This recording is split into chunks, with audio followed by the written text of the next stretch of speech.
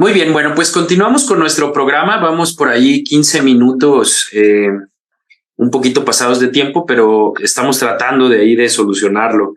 Y bueno, chicos, chicas, todos los que nos están viendo, quiero agradecer. Nos están viendo desde Ecuador, El Salvador, Paraguay, Argentina, del interior de la República. Están pues prácticamente todos los estados presentes, muchas especialidades. No solamente urgencias, sino también está pediatría, también está medicina interna, medicina del trabajo. Entonces, un éxito en nuestras jornadas. Muchas felicidades a todos los que han participado, siempre los comentarios de todos sus alumnos.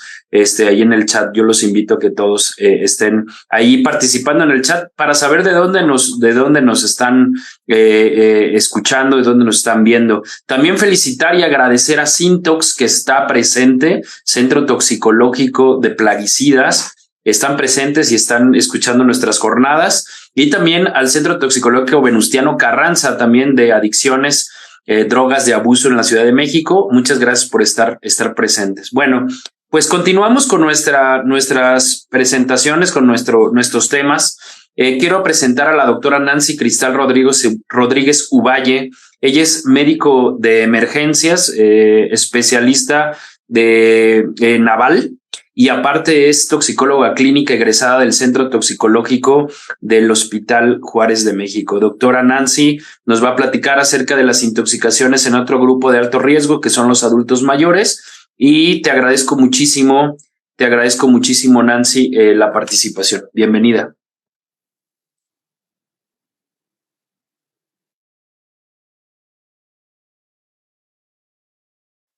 Ahora sí, corroborando nada más que se escucha bien y que está mi audio y todo completo. Se escucha muy bien. La pantalla todavía no está, ahí está. Listo. Correcto, ¿verdad? Ahora sí, perfecto. Bueno, pues vamos a empezar rápidamente con nuestro tema. Este tema es de gran importancia en nuestros pacientes debido a que, bueno, pues todos tenemos un conocimiento acerca de lo que se les debe de dar, de lo que se les debe de hacer a un cierto grupo de población. Cuando nosotros estamos ante un paciente geriátrico, realmente es un tratamiento completamente diferente. ¿A qué me refiero? A que ellos tienen un metabolismo diferente, tienen una forma de ver diferente las cosas, así como debe de cambiar nuestra perspectiva cuando estamos ante un paciente pediátrico. Cuando estamos ante un paciente geriátrico, también debemos de contemplar diferentes situaciones y eso es lo que venimos a transmitir ahorita. Primero que nada, pues nuestros objetivos, vamos a empezar con todos los factores tanto generales y epidemiológicos acerca de las intoxicaciones. Vamos a conocer que van a existir en este grupo de pacientes intoxicaciones no intencionales, ¿no? Y la mayoría de estos van a ser secundarios a un evento adverso y a errores terapéuticos que nosotros mismos podemos llegar a estar relacionados, ¿no? O a producir. Vamos a tener que hay intoxicaciones intencionadas o intentos suicidas, como en todas nuestras poblaciones, y vamos a ver un poco del manejo y el tratamiento de este tipo de intoxicaciones, así como cómo saber prevenir el que suceda esto, ¿de acuerdo? Primero que nada, saber de nuestra epidemiología. Nuestro gran número de población arriba de los 65 años va en aumento. Actualmente sabemos que nuestra calidad de vida pues es mejor, por lo tanto nuestro pronóstico de vida ha aumentado y tenemos un gran número de pacientes que ya está arriba de los 85 a 90 años y nos topamos consecutivamente pacientes de más de 100 años en donde tienen un gran número de medicamentos y de farmacias, ¿de acuerdo? Es importante recalcar, la mayoría son hombres en un 54%, después tenemos a las mujeres en un 46%. Nuestra mayor cantidad de población arriba de los 80-85 años, así como debemos de considerar que de todo este grosor de pacientes, al menos el 87% de ellos va a tomar un medicamento recetado. El 36% puede tomar más de 5 medicamentos prescritos y de forma diaria. Y de estos pacientes, cerca del 50% va a tener un MPI, que es un medicamento potencialmente inapropiado. El 27% se van a relacionar sus ingresos hospitalarios a una prescripción médica inapropiada. De todos estos pacientes también se relaciona un 18% de errores terapéuticos o con efectos adversos y el 25% de ellos a una exposición suicida. Algunos de los factores de riesgo que nosotros tenemos para una sobredosis en el adulto mayor, evidentemente van a ser todas nuestras enfermedades crónicas. Todos nuestros pacientes que ya vemos por arriba de los 65 o 70 años, hasta un 85% de ellos ya van a tener una enfermedad preexistente, como va a ser diabéticos, hipertensos, y de todos ellos, el 93.9% de los pacientes no tienen solamente una condición crónica, ¿de acuerdo? Va a existir también la polifarmacia y esto es secundario a que va a tener de 2 a 3 enfermedades crónicas un tratamiento diferente en estas 2 o 3 enfermedades, condicionando mayor cantidad de ingesta de medicamentos. Van a tener también trastornos psiquiátricos recurrentes. Hasta el 76% se va a relacionar a una sobredosis. Sin embargo, también es importante saber que dentro de estos trastornos psiquiátricos van a entrar el delirio. El delirio va a aumentarnos hasta el doble de las posibilidades de que mi paciente pueda llegar a tener una sobredosis por una mala ingesta de medicamentos o una sobredosis en la ingesta de estos medicamentos. Evidentemente, un nivel socioeconómico bajo también nos puede hacer predisponente a esto, así como ser del sexo, así como ser femenino.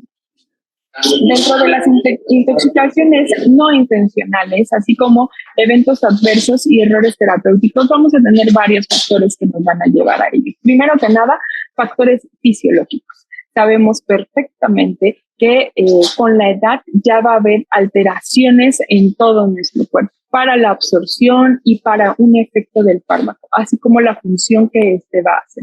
Vamos a tener diferentes interacciones entre agentes farmacéuticos y no farmacéuticos. La mayoría de las veces se va a relacionar al uso de múltiples medicamentos por los múltiples problemas médicos que va a tener. Y también vamos a tener otros factores que son extrínsecos. Aquí van a entrar factores sociales y factores conductuales, así como la práctica médica, prescripciones y cumplimientos o incumplimientos de nuestro paciente. Principalmente, no es lo mismo que yo como médico prescriba un medicamento y como su médico tratante tal vez, y después va con algún médico particular porque le quedó cerca y le da más dosis de la que tal vez requeriría o a la que estaba acostumbrado. Entonces, todos estos factores también nos pueden complicar a mi paciente y más que nada hacer esta intoxicación no intencional en mi paciente geriátrico. Algunos de los factores fisiológicos que van a intervenir en un paciente geriátrico va a ser, pues, por supuesto, que la disminución de la función cognitiva, el delirio. ¿Por qué? Porque mi paciente, pues, muchas veces puede tal vez acordarse que son las 8 de la mañana y que le toca tomar su medicamento en este horario. Sin embargo, a las 10 de la mañana nuevamente se acuerda y dice, mi medicamento, me tengo que tomar mi medicamento. Y se le olvida que ya tomó su medicamento previamente, ¿no? Y esto puede pasar en recurrencia durante el día y así también con su dosis nocturna. Entonces, la mayoría de estos pacientes pueden tener una sobreingesta, una intoxicación no intencionada por un aumento de su dosis. Vamos a tener otros factores ya muy fisiológicos, como una disminución del porcentaje muscular, que nos va a llevar también a una disminución del volumen de distribución de todo el tejido magro. Vamos a tener una disminución del agua corporal total, que también nos va a llevar a una disminución del volumen de distribución de hidrofólicos. Esto se va a traducir en una toxicidad más rápida del paciente. Por supuesto que un aumento en el pH gástrico va a ser una disminución de la absorción, por lo tanto también una prolongación de los efectos que va a tener este medicamento. Una disminución de su vaciamiento gástrico nos lleva también a una disminución de la absorción, pero aguas, hay cosas en las que nos va a ayudar y hay cosas en las que no, porque entonces algunas veces estos medicamentos ayudándonos a su disminución o a la menor cantidad de absorción, puede ser que el efecto pueda ser más lento, retardado. Sin embargo, esto también puede prolongarnos la intoxicación o el estado de mi paciente. A nivel hepático podemos hablar de que va a tener o hay aumento de glicoproteínas, disminución de toda la fracción libre de los medicamentos, va a haber una disminución en la depuración de la que se encarga el tejido hepático. Hay una disminución de una actividad enzimática durante la fase 1, disminuciones de la reserva de proteínas. A nivel renal vamos a tener una disminución de la tasa de filtración glomerular, por lo tanto, un aumento o una acumulación de todos estos medicamentos, evitando así que se pueda eliminar de su forma apropiada o común y perpetuando todos los síntomas o las manifestaciones que pueda tener mi paciente. Y en general, un aumento de la grasa corporal también me va a aumentar el volumen de distribución para lipofílicos. Alguna de las otras factores o interacciones que pueda haber entre agentes farmacéuticos y no farmacéuticos va a ser los cambios que ya hay propios de la edad, la densidad del tejido del receptor, una disminución de su capacidad de respuesta compensatoria, que es todo lo que acabamos de ver en los factores fisiológicos, y por lo tanto va a haber alteraciones en nuestros mecanismos de control homeostático y estos mecanismos están disminuidos. Por lo tanto, mis mecanismos de termorregulación y vasoreceptores tampoco van a funcionar adecuadamente. Esto nos lleva a alteraciones de la sensibilidad de diversos agentes y también una mayor frecuencia porque van a estar más predispuestos a efectos adversos. Un evento adverso que no podemos dejar pasar, que es lo más común que pueda suscitarse en estos pacientes, van a ser todos estos que se relacionan con diversos medicamentos. Puede relacionarse al número de medicamentos prescritos o al número de enfermedades de los pacientes. Y vamos a tener dos. Uno, que son los errores de medicación, y los otros, que son reacciones adversas al medicamento como tal. Un error de medicamentos va a ser una desviación involuntaria de mi régimen terapéutico adecuado, que va a resultar, por supuesto, en la dosis incorrecta, con la vía de administración incorrecta, con la administración a la persona incorrecta o la administración de la sustancia incorrecta. Algo que también pasa muchísimo con nuestros pacientes geriátricos es que tengo un paciente de 90 años que es cuidado por un paciente de 70 años, que la mayoría de las veces es su hijo. Entonces, sí es un familiar responsable tal vez, sin embargo, va a darnos tal vez una dosis incorrecta o tal vez pueda darle la dosis que no le corresponde a su familiar, que lo toma él mismo o viceversa, ¿de acuerdo? Entonces tenemos que prestar mucha atención en todos estos detalles a la hora de la administración de los medicamentos en nuestros pacientes geriátricos. Y una reacción adversa a medicamentos lo vamos a conocer como un evento no deseado que ocurre con el uso etiquetado o recomendado de una droga. Esto, por supuesto, que nos va a llevar a un aumento de la morbilidad del paciente, así como una duración o mayor duración en su estancia hospitalaria, y esto nos va a subir nuestros costos económicos. Relacionado a efectos adversos, es más frecuente que los veamos con insulinas, antiplaquetarios, antidiabéticos, warfarina, y todos estos juntos son hasta un 66% de mis eventos adversos. Estos eventos adversos de medicamentos tienen un reconocimiento de riesgo y también se busca evitar errores. Hay que ver bien el régimen de medicamentos, así como ver que se reduzca la adherencia y aumente el riesgo del error. Siempre nos va a llevar también un evento adverso. Se considera el aumento del riesgo de las interacciones fenobióticas potencialmente mortales, porque muchas veces ellos solo toman algún medicamento que alguien más en algún momento le pudo haber dicho que funcionaba para algo, sin conocer la interacción que puede llegar a tener con sus medicamentos de base o con sus ingestas crónicas. Pueden existir algunas comorbilidades, como ya son las que son manifiestas o subclínicas.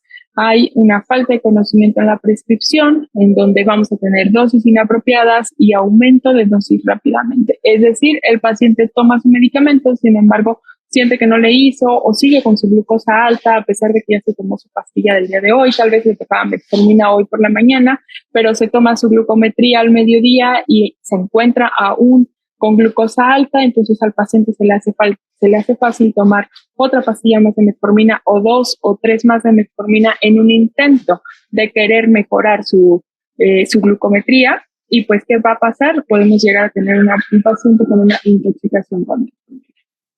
Siempre cuando se recetan nuevos medicamentos, suelen ser demasiado pronto. Sí, es un punto que siempre se debe de investigar. Si es que se le aumentó un medicamento, si es que se le cambió el medicamento, o tal vez, y es muy frecuente, justo en los tratamientos antibióticos. No tenemos ni 24 horas del manejo antibiótico cuando viene otro médico o incluso su mismo médico y le cambia el medicamento, lo cambia, lo aumenta. Entonces, muchas veces nosotros mismos vamos a considerar o vamos a poder ser los productores de este efecto o evento adverso. Y por supuesto que las interacciones entre medicamentos y genobióticos o alguna otra sustancia que normalmente no son medicamentos, pero que podemos tener algún tipo de interacción.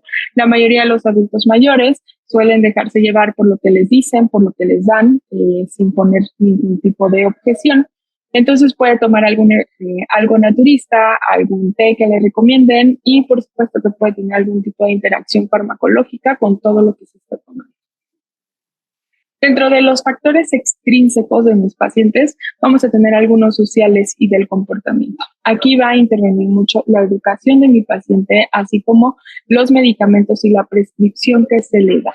Es decir, no es lo mismo que mi paciente sepa leer y escribir y que pueda ver qué medicamento le toca y en qué horario a solamente atento a que alguien más le dé el medicamento o que él se acuerde que en la mañana le toca la pastillita chiquita, blanquita y con una rayita en medio y que por la noche le toca la pastillita que es un poco más grandecita pero que tiene 2 rayitas en medio, ¿de acuerdo?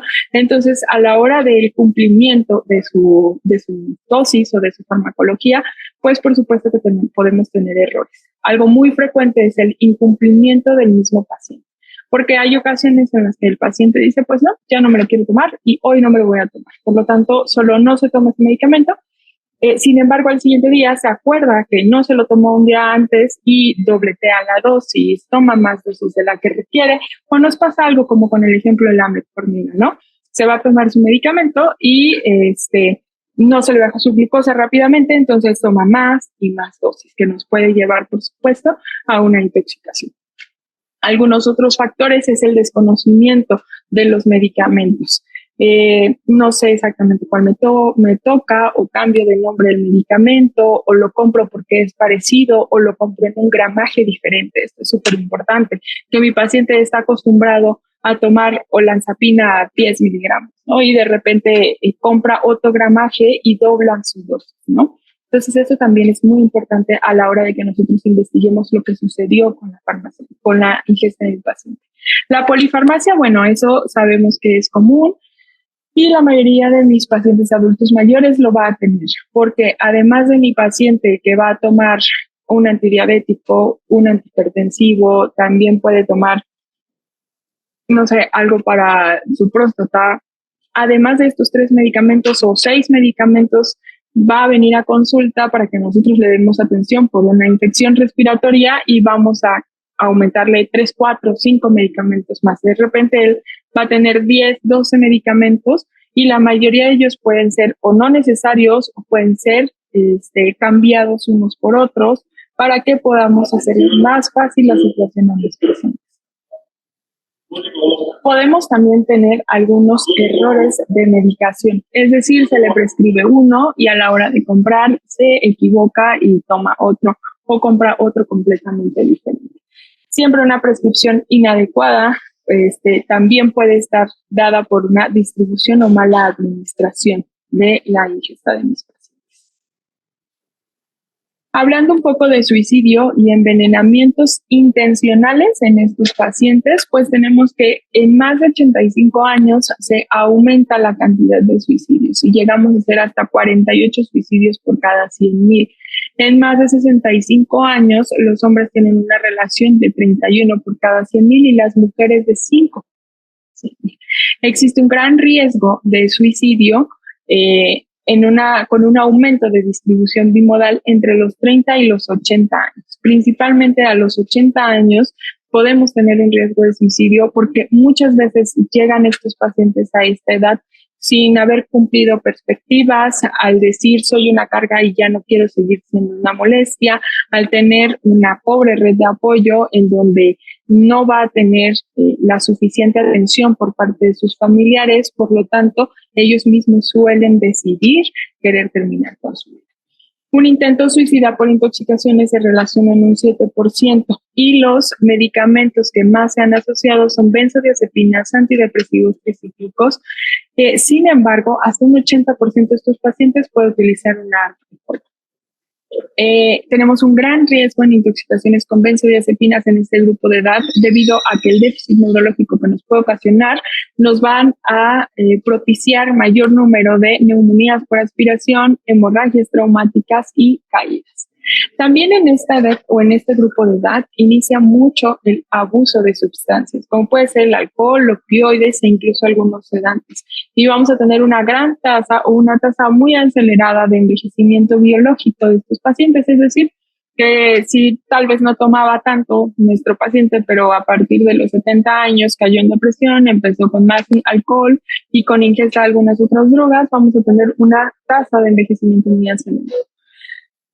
Dentro de estos pacientes también hay muchos que optan por la ingesta de cannabis y se va a incrementar hasta la ingesta o el consumo hasta el 1.3%. Esto también nos va a llevar a problemas cardiovasculares y cerebrovasculares principalmente.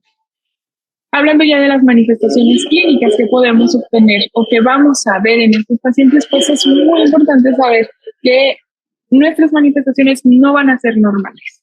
Definitivamente no va a ser un cuadro clínico como estoy acostumbrado a verlo en un paciente, no sé, de 35 o de 40 años. Debido a que estas manifestaciones van a ser muy sutiles, son indirectas o son atípicas. Sutiles significa que también se van a ver relacionadas a una ingesta o a una intoxicación aguda, subaguda o crónica. Y esto es súper frecuente en salicilismo, por ejemplo, que vamos a tener la ingesta crónica, incluso del Azaprotec, que llegan a tomar diario nuestros pacientes y van a tener una intoxicación anaeróbica.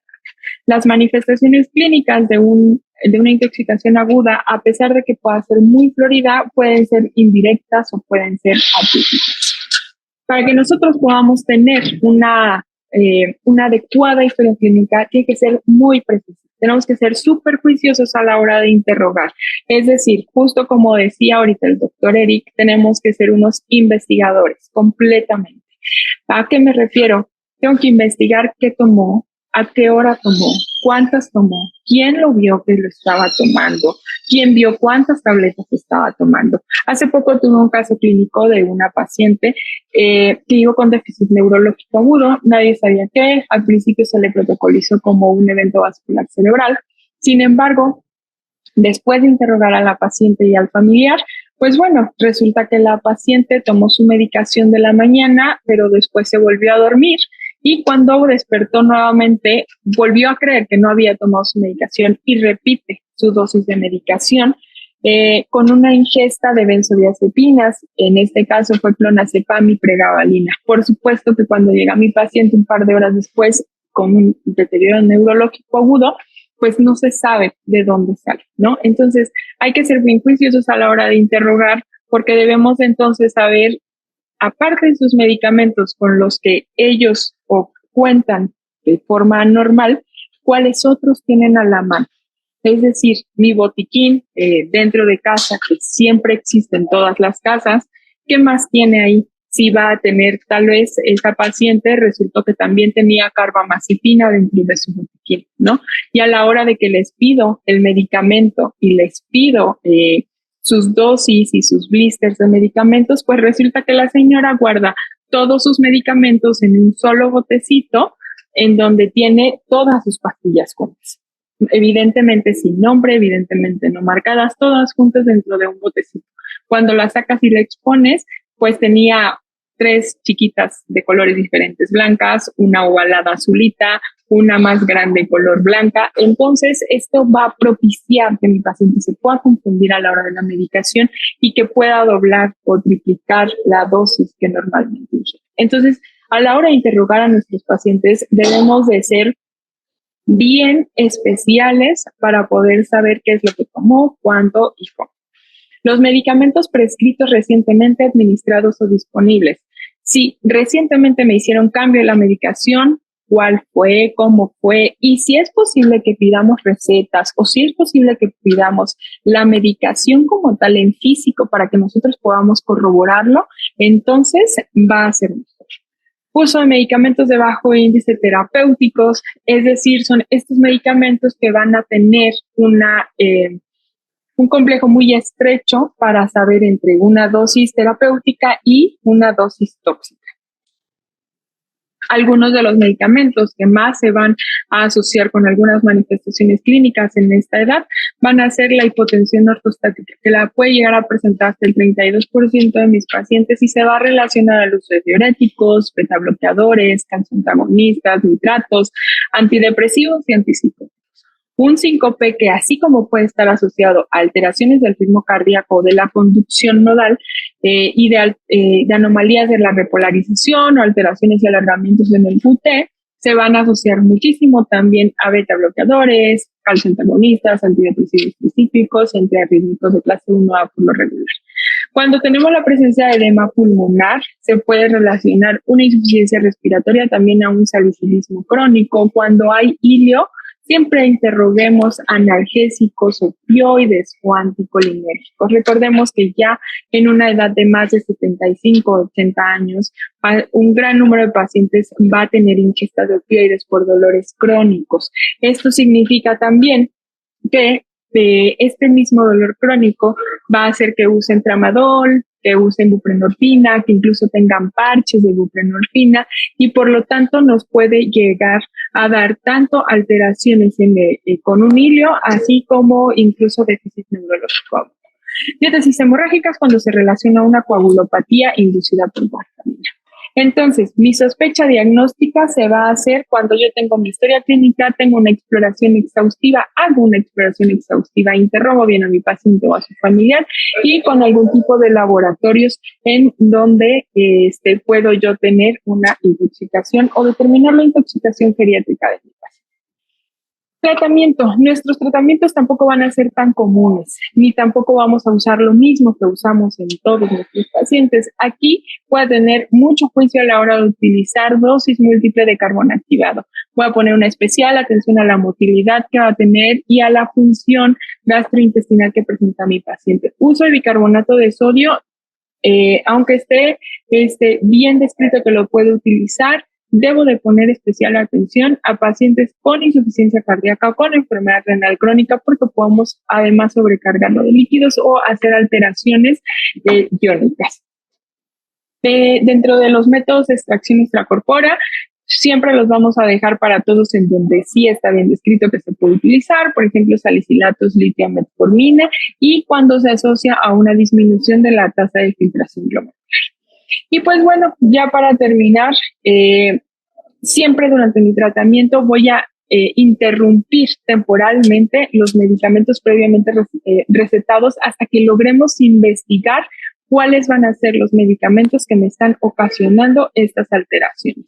¿Qué indicaciones tengo para hospitalizar a estos pacientes? Cambios en el estado mental, evidencia de atención domiciliaria inadecuada, sobredosis de un medicamento recetado con acción prolongada porque sabemos que per se van a durar más los síntomas, así como abuso o negligencia durante estos manejos. Ahora, para algunos mecanismos de precaución, conocer o estar familiarizados con los criterios de Beers, que es para medicaciones inapropiadas, así como los criterios de Stop-Start, para saber cuándo debo de suspender un medicamento o cuándo estoy omitiendo el iniciar algún medicamento. Y pues por último, ya con las conclusiones, siempre recordar que mis pacientes geriátricos tienen una mayor tasa de mortalidad, más cuando están intoxicados. Siempre van a tener más posibilidades de experimentar un evento adverso grave como consecuencia incluso de sus propios medicamentos. Considerar siempre un evento adverso de etiología potencial de una presentación médica o traumática dentro de nuestro hospital. Considerar siempre los factores de riesgo para un evento adverso y ante la sospecha de evento adverso o abuso o negligencia, siempre deberé de hospitalizar a mi paciente. Debo de revisar bien su historial de fármacos para evidenciar nuestros errores terapéuticos. Recordar que la hemodiálisis como tratamiento de eliminación va a poder ayudarnos para reducir el aclaramiento renal versus otras terapias. Y por último, la prevención del envenenamiento. Siempre debemos enfocarlo en prevenir que ocurran nuevas exposiciones tóxicas y poder minimizar las consecuencias de las mismas. Y pues bueno, esto ha sido todo acerca de las intoxicaciones geriátricas y muchas gracias.